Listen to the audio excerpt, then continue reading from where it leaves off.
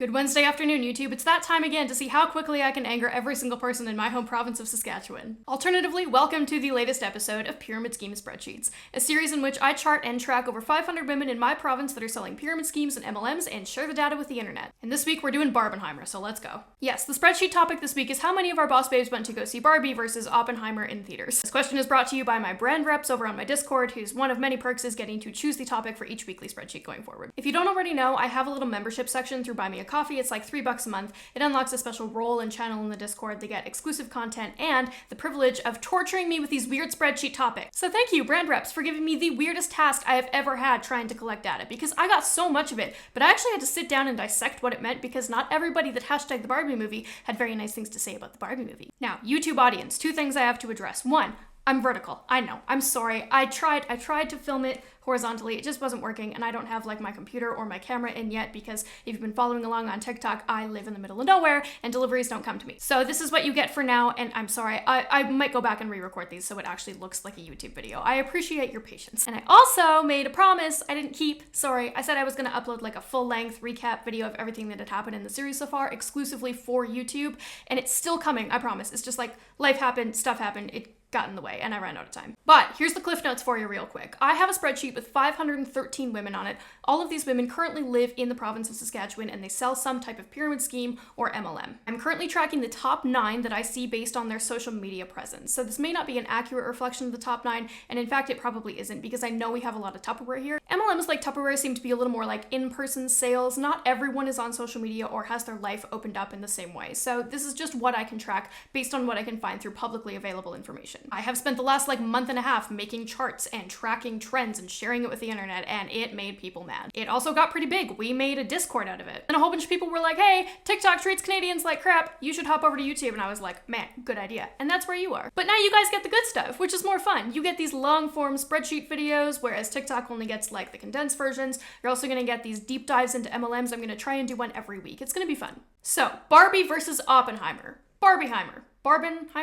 I had to search up a lot of different hashtags. It was fun. It was weird, but it was fun. First, hashtags. I look for hashtag Barbie, hashtag Barbie girl, hashtag hi Barbie, hashtag Barbie movie, hashtag the Barbie movie. Same with Oppenheimer. Any trending hashtag worked. I also fiddled with my code so it would exclude any posts that were made before the movies were announced. I honestly don't know why anyone would be hashtagging Oppenheimer otherwise, but I wanted to make sure. The weird thing was, honestly, my code didn't do much automated work, which is really strange because usually I can get like 95% of the info I need from the code and then go in and just like, recheck what I need to manually. But people were so weird about this. So the question is why? Well, Barbie movie was like the biggest thing to happen pop culturally in a very long time, right? And any time that you have anything blow up that big and is part of that much common media for so long, they're going to be trending hashtags, and you're going to have people ride the trend of those hashtags even if it has nothing to do with their content, especially if they're trying to sell you something. You know when you open up TikTok and there's some random dude just like staring at the camera, making really weird faces and biting his lip, and then the hashtags are like Genshin Impact and Lionel Messi for some reason? That kind of thing. So I had to pretty much manually sift through every single post I picked up, and since I was doing that anyway, it gave me the opportunity to go in and add some more posts that I had missed the first time around,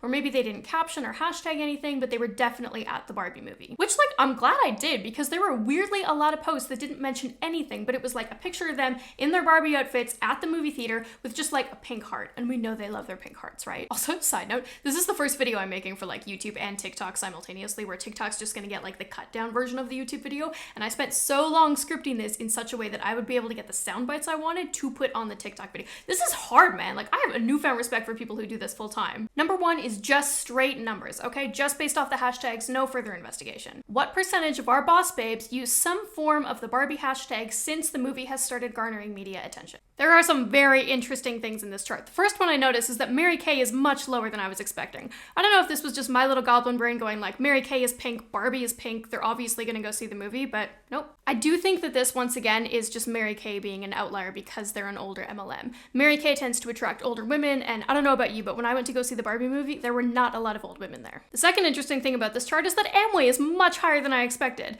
We uncovered in previous videos that Amway's very religious, very traditional. They're usually made up of like husband and wife teams. So is this just like Amway wives taking their Amway husbands out for a movie night? No, it wasn't. It was multiple very butthurt Amway reps who were cursing the Barbie movie for daring to show that Barbie could live a successful and fulfilling life without Ken. Also, this is purely conjecture, but I truly believe that a bunch of those Amway reps follow that Go Woke, Go Broke TikTok account because all of the talking points are exactly the same. You know what my burning question is though? Like, if Mattel made a pyramid scheme Barbie, would the boss babes buy it? Next up, same question but Oppenheimer. What percentage of our boss babes use some variation of the Oppenheimer hashtag in the same period of time?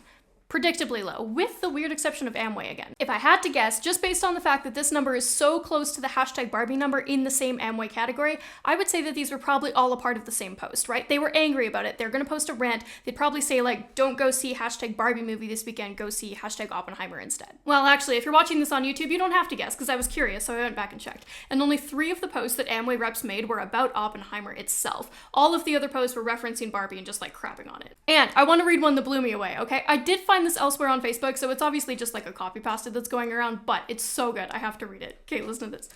Barbie was the most hyperbolic, woke, propaganda-filled film I've ever seen. Not a single male was portrayed as anything but dumb, vapid, shallow, weak, effeminate caricatures of actual men. It was like watching an advertisement for fourth-wave feminism. They couldn't give one redeeming trait to any man in this movie. I feel bad for any young girls that see this movie and think that that was any sort of accurate portrayal of men. These women think that they have to use guile and trickery to claim power, and the men are stupid enough to fall for it.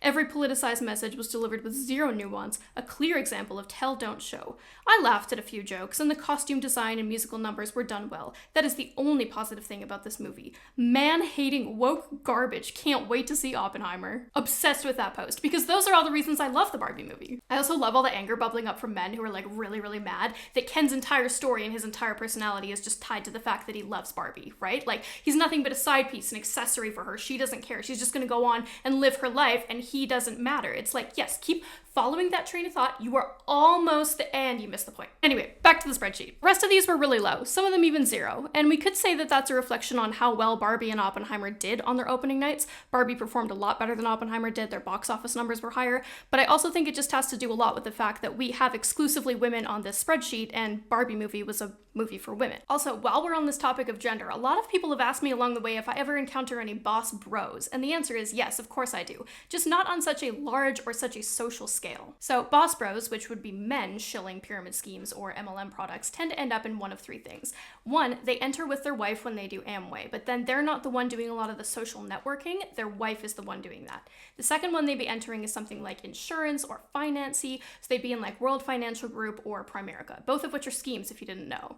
And the third one is that a lot of them seem to end up in Cutco, and I haven't completely discovered why, but Cutco, which is the knife MLM, tends to attract mostly men. They also tend to have less of a social media presence, and I think that tracks pretty well with how we utilize social media in general. It's my experience that I find mostly women are doing that open book socials where their entire lifestyle is on display. I don't see a lot of men doing that, but to be fair, that could be my own algorithm bias. Boss Bros is a whole other ballgame that I haven't even really started to dissect yet. From what I've seen so far, it tends to start with men following media personalities like Jordan Peterson, Alex Jones, Ben Shapiro, and within itself it just kind of becomes an echo chamber, which is by no means exclusive to men. We experience that too, but it does share a lot of that same inner circle, close friendship, cult speak that we see present in MLMs that target women. Anyway, back to the spreadsheets. I've got a really weird one coming up. This next one just kills me. You want to see a really funny chart? How many of our boss babes use the Barbenheimer hashtag?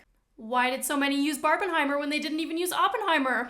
Because it's trending. That's the only reason why. Barbenheimer was wildly trending all over Instagram for a couple of weeks. And honestly, I think a lot of these girls just used the hashtag because it was a top hashtag, not even really understanding what it meant. Okay, but let's actually get to the best one, right? How many of our boss babes actually went to go see the Barbie movie in theaters? Just for the record, I pulled all this data manually, which was a task, but I mean, I had to go looking for pictures that were clearly them in a movie theater. And there you go. This chart in itself, pretty unsurprising, but it becomes really funny when you pair it with the hashtag Barbie usage chart. Amway's so mad. They're so mad. They all went to the effort of tearing apart the movie to shreds in an Instagram post using the hashtag, which only increases the movie's popularity, and then just didn't go see it. I also uncovered my favorite post that anybody's made about the Barbie movie so far because the mental gymnastics it took to get from point A to point B is just chef's kiss. My heart is so full after watching the Barbie movie. I went with my team as a team building exercise and, redacted, their upline, treated us all to smoothies at Herbalife Smoothie Shop. After, for some discussion and prayer. How thankful I am to be a part of this wonderful group of ladies who can truly be anything and choose to be reps for the company. Barbie has always shown us that the world is our lobster. They meant oyster. And we can be astronauts, doctors, computer scientists, veteranians, that is how they spelled it, CEOs, and we are dressed in pink to take over the world. Hashtag Team Ken. Yeah, I didn't understand the ending of that one either. That's it from me, kids. I send you off into the world with Barbies and Kens and a reminder to not do pyramid schemes.